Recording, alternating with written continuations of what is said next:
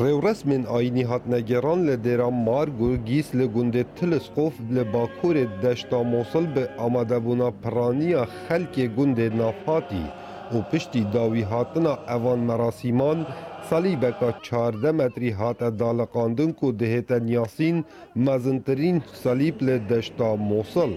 Bi evê helkeftê hawlatiyên gundê Tilskov wesa bû dengê Amerîka diyar dikin ku heta niha çi giringî bi devera wan nehatiye dayîn, lewma ew necarin nevegerne ser malên xwe.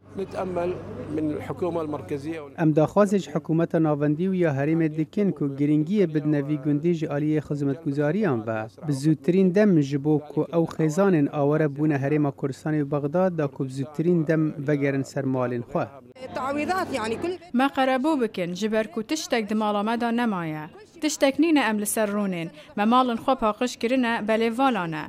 تشتن مین هیجی پیسن و جکار کدنه. Erwesa hawlatiyên gundê Tilskov di ew ê baweriyê dane ku gelek xêzanên Mesîhî navegerne ser malên xwe ji ber ku rêjeka here zor koç kiriye welatên derve.